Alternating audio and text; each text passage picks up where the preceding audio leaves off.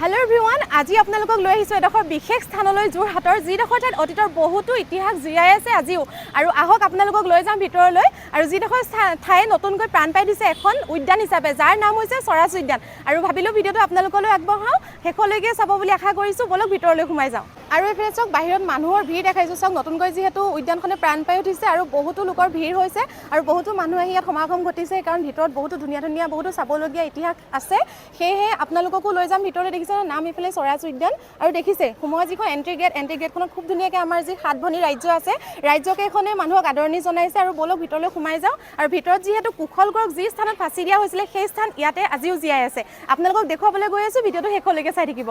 আৰু এইফালে চাওক লাইন কিমান দীঘল দেখিছে নহয় কিমান মানুহ আহিছে ভিতৰত সোমাবলৈ লাইন পাতি আছে এতিয়াও আৰু এইখিনিতে আপোনালোকক মই জনাই থওঁ যিসকল লোকে আহিব বিচাৰে ৰাতিপুৱা 5টাৰ পৰা 8টা বজাৰ ভিতৰত আহিব আৰু নহলে আপোনালোকে আহিব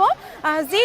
দুপৰীয়া 2টা বজাৰ পৰা আপোনালোক আহিব 7টা বজাৰ ভিতৰত এইফালে চাওক যিহেতু এতিয়া 2টা বাজিছে আৰু লাইন চাওকচোন যিহেতু চেকিঙৰ ব্যৱস্থা কৰা হৈছে আৰু এইখিনিতে আপোনালোকক জনাই থওঁ যিসকল লোকে চাবলৈ আহিব বিচাৰে বা যোৰহাটৰ আশে-পাশে আছে আপোনালোক এতিয়া আহিব পাৰিব যিহেতু টিকেট কাউণ্টাৰ এতিয়ালৈকে খোলা নাই মানে টিকেট এতিয়ালৈকে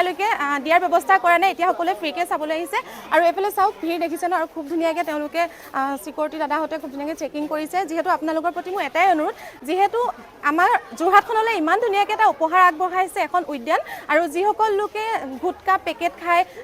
মানে ঠাইবোৰ লেতেৰা কৰে আপোনালোকৰ প্ৰতি এটাই অনুৰোধ যে আপোনালোকে নিজৰ ঘৰ হিচাপে বা নিজৰ এডোখৰ ঠাই হিচাপে আপোনালোকে সকলোৱে চাফা কৰি ৰাখিবলৈ চেষ্টা কৰিব যিহেতু আমাৰ ঘৰৰ এটা সম্পদ আমি যেনেদৰে ধুনীয়াকৈ ৰাখোঁ বা চাফাকৈ ৰাখোঁ আমাৰ অসমখনৰ সকলোবোৰ সম্পদে আমাৰ নিজৰ নহয় জানো সেয়ে আপোনালোকৰ প্ৰতি মোৰ এটাই অনুৰোধ আপোনালোকে যিসকলে গুটকা পেকেট আদি পান মছলা আদি খাই পেলাই জেগাবোৰ লেতেৰা কৰে আপোনালোকে এনেদৰে যিখিনি ঠাই আমাক অসম চৰকাৰে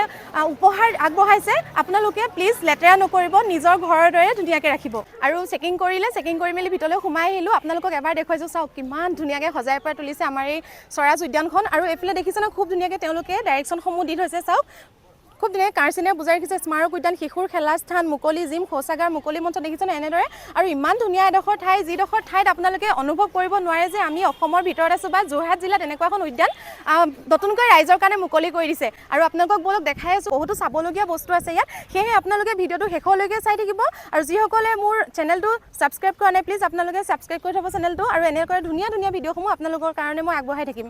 আৰু উদ্যানখনত সোমাই দেখিছে ন দুফালে দুটা খুব ধুনীয়াকৈ পুখুৰী সজাইছে আৰু ৰাতি ইয়াৰ পৰিৱেশটো ইমানেই ধুনীয়া নহয় আপোনালোকক যদি পাৰোঁ মই ৰাতিৰ ভিডিঅ' দিবলৈ চেষ্টা কৰিম আপোনালোকে যদি বিচাৰে তেন্তে মোক কমেণ্ট কৰি জনাব আৰু বলক ভিতৰলৈ প্ৰথমতে আপোনালোকক দেখুৱাই আছোঁ মই শ্বহীদ কুশল কোঁৱৰক ক'ত ফাঁচি দিয়া হৈছিলে কোনডোখৰ ঠাইত ৰখা হৈছিলে জেলত সকলোখিনি দেখুৱাই আছোঁ আৰু শ্বহীদ কুশল কোঁৱৰক য'ত ফাঁচি দিয়া হৈছিলে সেই স্থানলৈ গৈ থাকোঁতে হঠাতে দেখিলোঁ এইফালে দেখিছে ন আমাৰ অসমখনক দেখিছে এনেদৰে সজাই ৰাখিছে আৰু ইয়াৰো এটা মহত্ব আছে মানে ইয়াতো ইতিহাস জড়িত হৈ আছে চাওক এইফালে এয়া শ্বহীদ কুশল কোঁৱৰ তিলেশ্বৰী বৰুৱা খাহুলি নাথ মনবৰ মণিৰাম দেৱান এনেদৰে দেখিছে ন খুব ধুনীয়াকৈ আমাৰ অসমৰ কাৰণে বা আমাৰ ৰাজ্যখনৰ কাৰণে আমাৰ দেশখনৰ কাৰণে যিসকল লোকে নিজৰ প্ৰাণ দিছিলে তেওঁলোকক এনেদৰে খুব ধুনীয়াকৈ খোদিত কৰি ৰাখিছে আজিও স্মৃতি হৈ আছে আজিও এই উদ্যানখনে তেওঁলোকক জীয়াই ৰাখিছে আৰু খুব ধুনীয়াকৈ উদ্যানখন সজাই পৰাই তুলিছে চাওক আমাৰ অসমৰ লগতে গোটেই সাতভনী যি ৰাজ্য আছে গোটেই সাতভনী ৰাজ্যত এনেদৰে তেওঁলোকে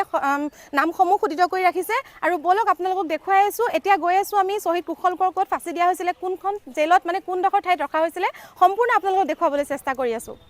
আৰু এই যে প্ৰকাণ্ড ৱালখন দেখিছে ৱালখন দেখি কিবা বাৰু আপোনালোকে অনুমান কৰিব পাৰিছেনে হয় এইখনে সেইখন কেন্দ্ৰীয় জেল যিখন জেলত অতীততে শ্বহীদ কুশল কোঁৱৰক জেলত ৰখা হৈছিলে বা শ্বহীদ কুশল কোঁৱৰক ফাঁচি দিয়া হৈছিলে আৰু চাওক সেই পুৰণা ইতিহাস আজিও ধুনীয়াকৈ তেওঁলোকে জীয়াই ৰাখিছে খুব ধুনীয়াকৈ সজাই পৰাই ৰাখিবলৈ চেষ্টা কৰিছে আৰু সোমাই আপোনালোকে প্ৰথমতে দেখিবলৈ পাব এইফালে চাওক শ্বহীদ কুশল কোঁৱৰক যিডোখৰ ঠাইত ফাঁচি দিয়া হৈছিলে সেই ঠাইডোখৰ খুব ধুনীয়াকৈ তেওঁলোকে সংৰক্ষণ কৰি ৰাখিছে এডোখৰ যিহেতু অতীতৰ বুৰঞ্জী লিপিবদ্ধ হৈ থকা ঠাই যিডোখৰ ঠাই আমি হয়তো কিতাপত পঢ়িবলৈ পাইছিলোঁ চাওক আজি নিজ চকুৰে দেখিবলৈ পাইছোঁ এই স্থানতে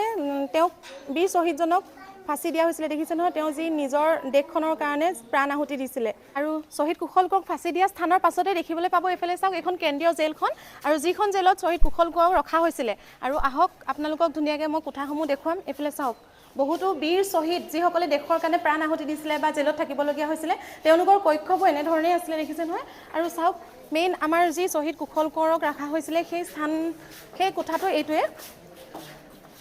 চাওক শ্বহীদ কুশল কোঁৱৰ স্মৃতি কক্ষ দেখিছে ন কেন্দ্ৰীয় কাৰাগাৰ যোৰহাট আৰু প্ৰথমতে দেখালোঁ তলাটো চাওক ইমান এটা ডাঙৰ তলা আৰু লগতে হেণ্ডেলডাল চাওকচোন পটককৈ কাৰো খোলাৰ কোনো মানে সাহসেই নাই আৰু চাওক এইটো ৰুমতে আছিলে শ্বহীদ কুশল কোঁৱৰ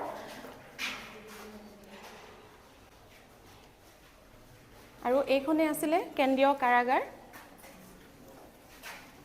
আৰু আপোনালোকক মই খুব ধুনীয়াকৈ সকলোখিনি দেখুৱাবলৈ চেষ্টা কৰিম আৰু চাওক সম্পূৰ্ণ প্ৰাকৃতিক পৰিৱেশৰ মাজত অতীতৰ যি স্মৃতি বা বুৰঞ্জী সেইখিনি জীয়াই ৰাখিবলৈ খুব ধুনীয়াকৈ তেওঁলোকে এই উদ্যানখন যিখনৰ নাম স্বৰাজ উদ্যান খুব ধুনীয়াকৈ তেওঁলোকে সজাই পৰাই তুলিছে আৰু সকলোৱে খুব ধুনীয়াকৈ ৰাখিব চাফাকৈ ৰাখিব কাৰণ আপোনাৰ ব্যৱহাৰে আপোনাৰ পৰিচয় নহয় জানো সেয়েহে আমাৰ অসমৰ লগতে আমাৰ স্থানীয় যিখিনি সম্পদ উপহাৰ হিচাপে আমি পাইছোঁ বা যিখিনি ঠাই আমি উপহাৰ হিচাপে পাইছোঁ সেইখিনি ভালদৰে ৰখাটো আমাৰে দায়িত্ব আৰু এইফালে চাওক ৱালখন যিহেতু বহুত পুৰণি তাৰ কাষতে আছে আমাৰ যোৰহাটৰ জেলখন ইয়াৰ ইপাৰে আছে যোৰহাটৰ জেলখন আৰু চাওক এই ৱালসমূহত কি ধুনীয়াকৈ কুশলকৰ সকলোখিনি ছবি তেওঁলোকে ইয়াত আঁকি তেওঁ প্ৰাণ যেনেদৰে তেওঁ অতীততে তেওঁ নিজৰ জীৱনকালত কামসমূহ কৰিছিলে তেনেদৰে খুব ধুনীয়াকৈ সজাই পৰাই ৰাখিবলৈ চেষ্টা কৰিছে আচলতে তেওঁ জীয়াই ৰাখিবলৈ চেষ্টা কৰিছে আৰু এইফালে চাওক দেশৰ হকে তেওঁ প্ৰাণ দিছে আৰু লগতে এইফালে জেলত থকা সময়কণ চাওক খুব ধুনীয়াকৈ খোদিত কৰি ৰাখিছে ৱালখন আৰু এই স্থানতে আৰু এজন স্বাধীনতা সংগ্ৰামী মহান বীৰ শ্ৰী শ্ৰী পীতাম্বৰদেৱ গোস্বামী ডাঙৰীয়াকো এটা কক্ষত ৰখা হৈছিলে এইখন কাৰাগাৰতে আৰু দেখিছে খুব ধুনীয়াকৈ ৱালত তেওঁ গোটেই জীৱনশৈলীখিনি অংকিত কৰি ৰাখিছে আৰু চাওক এইফালে তেওঁ কেনেদৰে কি কৰিছিলে তেওঁ কেনেদৰে কিহত পাৰ্গত আছিলে সকলোখিনি খুব ধুনীয়াকৈ তেওঁলোকে লিখি কৰি ইয়াত খোদিত কৰি ৰাখিছে দেখিছে নহয় মাত্ৰ 6 বছৰ বয়সতে ৰাইজৰ দ্বাৰা তেওঁ ডেকা সত্ৰ হিচাপে বৰণ কৰিছিলে নাট ভাওনাত বিশেষ উদ্যোগেৰে অসমৰ নাট্য আন্দোলন বাটকটীয়া আছিলে দেখিছে খুব ধুনীয়াকৈ এইফালে ৱালসমূহতো অংকিত কৰি ৰাখিছিলে আৰু চাওক এইফালে তেওঁ মাজুলী আয়ুৰ্বেদিক আৰু হোমিওপেথিক চিকিৎসাৰ বাটকটীয়াও আছিলে লগতে মহাত্মা গান্ধীৰ লগত তেওঁ সাক্ষাৎ কৰিছিলে আৰু এনেদৰে খুব ধুনীয়াকৈ দেখিছে আপোনালোকে অংকন কৰি ৰাখিছে লগতে তবলা হাৰমনিয়াম চেতাৰ বেহেলা আদিৰ আধুনিক বাদ্যযন্ত্ৰসমূহৰ দায়িত্ব স্বাধীনতা সংগ্ৰামত নেতৃত্ব প্ৰদান কৰিছিলে আপোনালোকে নিজে আহি এই স্থানত চাবই পাৰিব যিসকল যোৰহাটৰ ওচৰত হৈছিলে আৰু চাওক যোৰহাট কাৰাবন্দী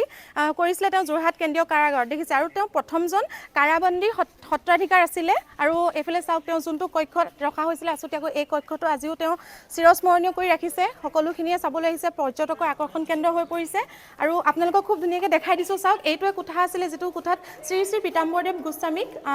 আবদ্ধ কৰি ৰাখিছিলে স্বাধীনতা সংগ্ৰামৰ ক্ষেত্ৰত আৰু আপোনালোকক যিমান পাৰোঁ দেখাই যাম সকলোখিনি দেখাবলৈ চেষ্টা কৰি আছোঁ কেনেকুৱা পাইছে চাই কমেণ্ট কৰি জনাব যদি এতিয়ালৈকে মোৰ চেনেলটো আপোনালোকে ছাবস্ক্ৰাইব কৰা নাই প্লিজ ছাবস্ক্ৰাইব কৰি দিব আৰু আপোনালোকক যেহেতু প্ৰায়খিনি দেখাব পাৰোঁ দেখাই আছোঁ আৰু সকলোখিনি এটা ভিডিঅ'ত দেখাটো সম্ভৱ নহয় আৰু চাওক এইফালে খুব ধুনীয়াকৈ কেনেদৰে ৱালসমূহত অংকন কৰি ৰাখিছে খুব ধুনীয়াকৈ আৰ্ট কৰিছে কোনে কৰিছে ইমান ভালদৰে মই নাজানো কিন্তু খুব ধুনীয়া লাগিছে চাওক আৰু যদি কোনোবাই যোনে আৰ্ট কৰিছে তেওঁ যদি মোৰ ভিডিঅ'টো চাই আছে এটা কমেণ্ট কৰি জনাবচোন আৰু চাওক খুব ধুনীয়াকৈ ৱালত তেওঁলোকে আমাৰ জীৱ জন্তুখিনি সকলো প্ৰাকৃতিক দৃশ্য অংকন কৰি ৰাখিছে আৰু বলক আপোনালোকক দেখাই আছোঁ ইয়াতে যিখন শিশু উদ্যান আছে মানে পাৰ্ক আছে সেইখন দেখাই আছোঁ বলক আৰু এই স্বৰাজ উদ্যানত ইমানেই ডাঙৰ উদ্যানখন ইয়াত শিশুৰ পৰা জ্যেষ্ঠসকললৈকে বৃদ্ধসকললৈকে চাবলগীয়া সকলোৱে চাব পৰাকৈ ইয়াত সজাই পৰাই তুলিছে চাওক ইমানেই ডাঙৰ পৰিৱেশটো এটা প্ৰাকৃতিক পৰিৱেশৰ মাজত এই উদ্যানখন গঢ় লৈ উঠিছে আৰু ইয়াত ইমানেই ডাঙৰ ঠাই ইয়াত এটা চাইডে আছে কেন্দ্ৰীয় যিখন পুৰণা কাৰাগাৰ তাৰ সকলোখিনি বিৱৰণ ইফালে আছে আৰু এটা চাইডে আছে এখন পাৰ্ক আৰু যিসকল লোক আহিব পাৰে নিজান ঠাইত বহিবলৈ তেওঁলোকে যদি অকণমান টাউনৰ পৰা আঁতৰি গাঁও পৰিৱেশত থাকিব বিচাৰে ইয়ালৈ আহিব পাৰিব চাওক আৰু এইফালে এইখনৰ শিশু উদ্যান দেখিছে নহয় সৰু ল'ৰা ছোৱালীসকলক খেলিবৰ কাৰণে খুব ধুনীয়াকৈ তেওঁলোকে ব্যৱস্থা কৰি দিছে আৰু যিসকল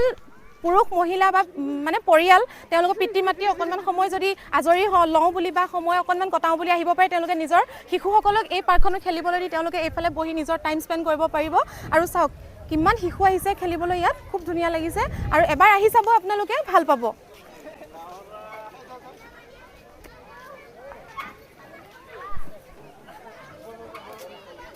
আৰু আজিৰ ভিডিঅ'টো ইমানেই আছিলে যদি চাই ভাল পালে তেন্তে প্লিজ কমেণ্ট কৰি দিব আৰু শ্বেয়াৰ কৰি দিব আৰু আমাৰ শ্বহীদ উদ্যানখন যদি আপুনি গোলাঘাটৰ বা যোৰহাটৰ শিৱসাগৰ ওচৰে পাজৰে আছে এবাৰ আহি নিশ্চয় চাই যাবহি বহুতো চাবলগীয়া আছে জ্যেষ্ঠৰ পৰা শিশুলৈকে সকলোৱে স্থানত আহিব পাৰিব নিশ্চয় আপোনালোকে প্ৰাকৃতিক পৰিৱেশ উপভোগ কৰিব পাৰিব আৰু যদি চাই ভাল পালে প্লিজ শ্বেয়াৰ কৰি দিব আজিলৈ বাবে পুনৰ লগ পাইছোঁ অন্য এটা ভিডিঅ'লৈ তেতিয়ালৈকে চাই থাকিব আৰু যদি মোৰ চেনেলটো ছাবস্ক্ৰাইব কৰা নাই প্লিজ ছাবস্ক্ৰাইব কৰি দিব বাই